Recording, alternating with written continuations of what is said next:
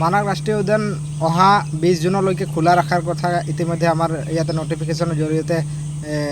আমাক অৱগত কৰিছে আৰু এইটো এটা ভাল খবৰ যে সেকেন্ড গেটৰ পৰা আপোনাৰ মথনগুৰিলৈকে জিপসি সাফাৰী কৰিব পাৰিব 20 জুনলৈকে আৰু যেহেতু তেওঁলোকে পূৰ্বতে এটা নটিফিকেশ্যন জাৰি কৰিছিলে 5 জুনত মানে মানাহ ৰাষ্ট্ৰীয় উদ্যান বন্ধ কৰাৰ কাৰণে কিন্তু ইতিমধ্যে তেওঁলোকে নটিফিকেশ্যনৰ জৰিয়তে আমাক এটা ভাল খবৰ জনাইছে সেইকাৰণে পৰ্যটকৰ কাৰণে এটা ভাল খবৰ যে 20 জুনলৈকে তেওঁলোকে যদিও মানাহ ৰাষ্ট্ৰীয় উদ্যানলৈ আহে তেওঁলোকে সেকেন্ড গেটৰ পৰা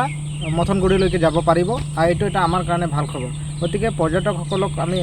যদি কোনোবা আহিব বিচাৰে তেতিয়াহ'লে নিশ্চয়কৈ আহিব পাৰিব 20 জুনলৈকে আৰু তেওঁলোকে যিখিনি মানে তেওঁলোকৰ মানে মথনগুৰিলৈকে যোৱাৰ হেঁপাহ সেইটো নিজে পূৰণ কৰিব পাৰিব বুলি আমি আজিৰ তাৰিখত এটা বাৰ্তা দিব বিচাৰিছোঁ नोंथांमोननि थाखाय गोजोनथाव खौरां क'क्राझार सहरनि जेडि र'डजों नांजाबनाय गोजोनपुरी रयेल इनफिल्ड श'रुमनि गोजौआव थानाय सेन्ट्रेल भारत सेबक समाजजों गनायथि होजानाय आइ आफा बिएम इन्स्टिट्युट अफ पेरामेडिक्सआ नोंथांमोननो लानानै फैदों देहा जोथोन लाखिनायनि माखासे आयदाफोरनि 2024-25 मायथाइनि मुं थिसननाया सोलिगासिनो दं आरो फैगौ जोबथा जुन दानसिम मुं थिसननाया सोलिबाय थागोन 12 थाखोनि उथ्रिसारनाय बिजाथि एबा फरायसाफोरा बे पेरामेडिक्सआव गावारि सोलोंथाइखौ लानो हागोन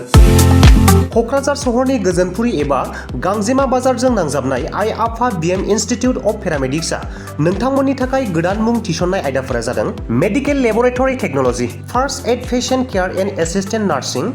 ओटी टेक्निशियान रेडियोल'जि टेक्निशियान कर्सखौ 2 बोसोरनि गेजेरावनो आबुं खालामनानै